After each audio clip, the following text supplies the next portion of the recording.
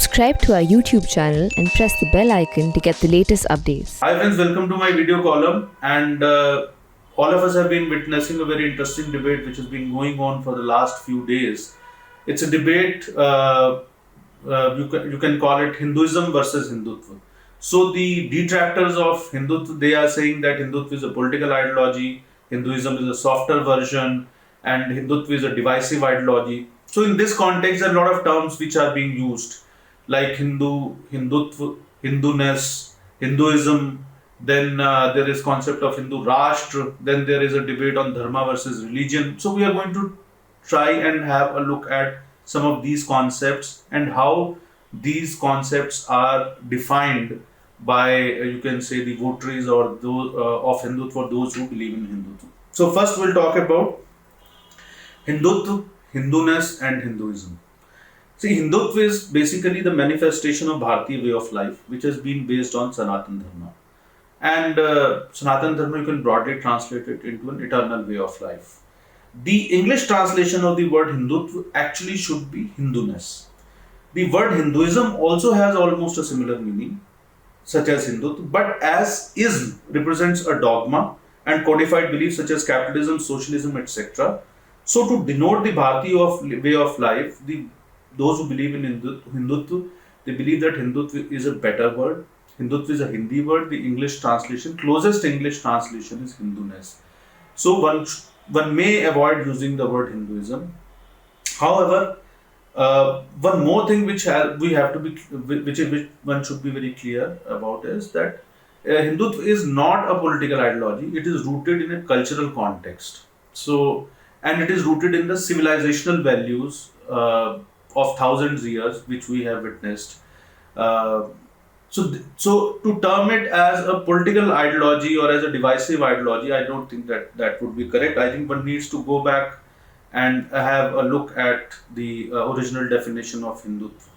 So this is there is no conflict actually between Hindutva and Hinduism, and I believe there is a false narrative which has been created, and there is a fake narrative which is being created.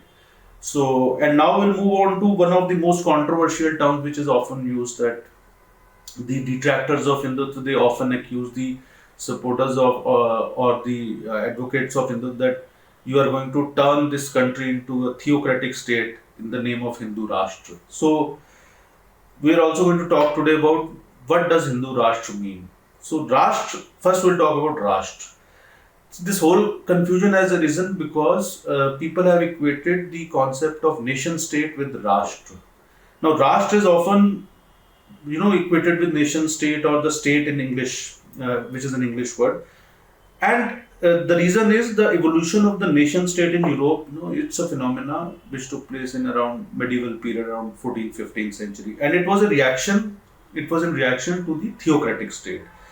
This was never the situation here in India or in Bharat. Here the concept of Rashtra, in English you can broadly translate it into nation, but it is different from nation state. So here the concept of Rashtra has existed since Vedic times, and it is based on a shared view of life by all people living in Bharat, evolving through a unique way of life, or what you call through a unique culture, which the correct actually word is Sanskriti. So now there is a distinction between the nation and the state. State or nation state is a political association, whereas Rashtra is a nation. Rashtra or nation, it means association of people. So when you talk about Hindu Rashtra, it is more of we're talking about people who have shared the same cultural values, the same eternal cultural values, and the same civilizational values. So Hindu Rashtra is actually about the people of Bharat. It is not about the geographical expanse, and it stands for the way of life, for a particular way of life which people on this land, the way they have lived. The Hinduness of our society thus lies in recognizing the divinity within each human being, and the core of the concept of Hindu Rashtra is that religion is a matter of personal faith, or religion is a personal matter, and there should not be any interference in that, and everybody is free to profess their religion. So now you would say then why call it Hindu Rashtra?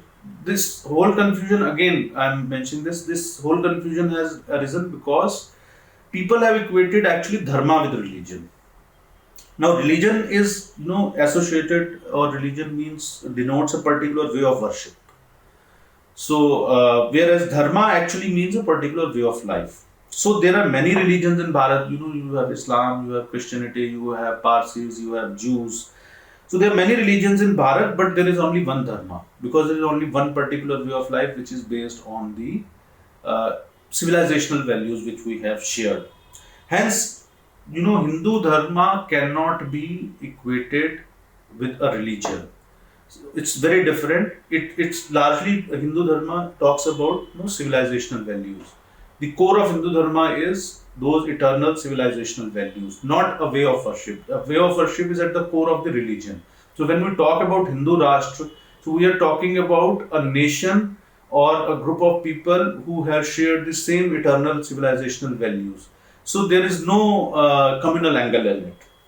And as I said, that the individuals in Bharat, the concept of Hindu Rashtra is also based on this core belief that individuals can choose any religious path to attain their spiritual goals.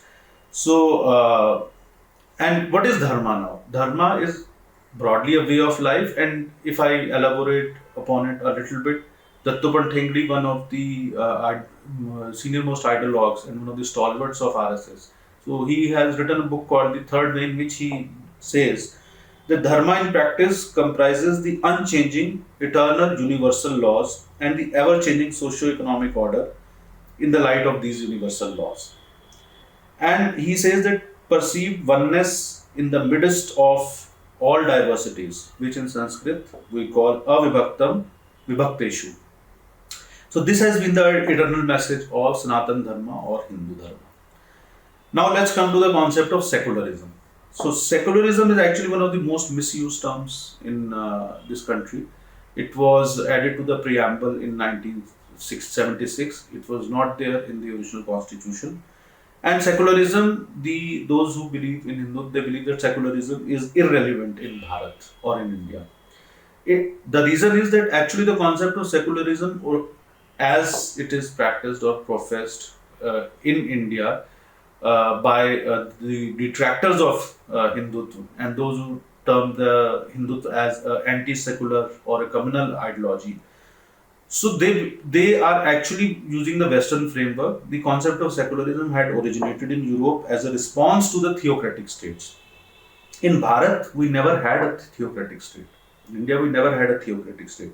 Here, all the religions have been treated equally for centuries. The Parsis, the Jews, the Syrian Christians, all of them came from outside and settled in India, and they were treated equally.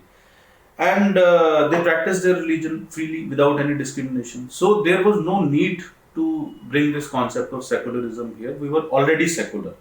So this concept of secularism actually has been used more in context of appeasement of minorities. This is the viewpoint of those who believe in Hindutva. And then I would the concept of Swadeshi. This also comes. Swadeshi does not mean the anti-globalization. Swadeshi does not mean also you can say that will be confined to only our country and there will be no connect with the rest of the world. Swadeshi is actually not merely a concept, economic concept also. Swadeshi is the outward practical manifestation of patriotism. I'm again quoting Dattopant Thengdi. And it is wrong to presume that Swadeshi concerns itself only with goods or services. That is more of an incidental aspect. Essentially, Swadeshi concerns the spirit determined to achieve national self-reliance, preservation of national sovereignty, and independence and international cooperation on equal footing. So there has to be international cooperation, but it has to be on equal footing. And then another debate, another aspect of this debate on Hinduism versus Hindutva is we very often use the word tolerance. That Hinduism is tolerant and Hindutva is not tolerant. So actually, tolerance is a wrong word to be used. No, tolerance is a negative word. It means that कि आप किसी को बर्दाश्त कर रहे हैं, जो है आप करना तो नहीं चाहते लेकिन आप बर्दाश्त कर रहे हैं, so you are bearing it with lot of discomfort. Actually, those who believe in Hindutva, if you go a little more deeper into this concept of Hindutva goes much beyond tolerance and believes in acceptance. As Swami Vivekananda said in the Parliament of World Religions in 1893, Chicago, we go beyond tolerance and we accept all ways of worship to be true. So, in a nutshell, the essence of Hindutva is what we call spiritual democracy. Not tolerance, but acceptance. And last, we will discuss about relatively less talked about concept, and it's called third way. So actually, since 1970s, 1970s, there has been a debate on the different paradigms of development. We have seen that socialism or communism is almost defunct in the world, and capitalism is kind of terminally ill. And there has to be a third way to find solutions of the global problems. So this third way, actually, as I said, I will suggest my viewers that if you can go back and read Datto Manthendi's book Third Way, I think it would be available online also. And it would give you the concept of neither capitalism nor socialism, but third way provides you the solution which is based on, as I said earlier, the eternal civilizational values, the Bharatiya values, which believe that consumption should be restricted broadly, and people should live a very balanced and sustained or sustainable, way of life. And so, the third way talks about, a more humane, non-exploitative, holistic, and spiritually elevating way of running our societies, our countries, and living our lives. So this is the third way, and those who believe in Hindu, they believe that neither capitalism nor socialism or communism, but third way can actually provide you the permanent solution of the world's problems. And so that's it for this video column, and do share your feedback. Thank you for watching. We'll soon be back in our next episode with a new subject. Thank you.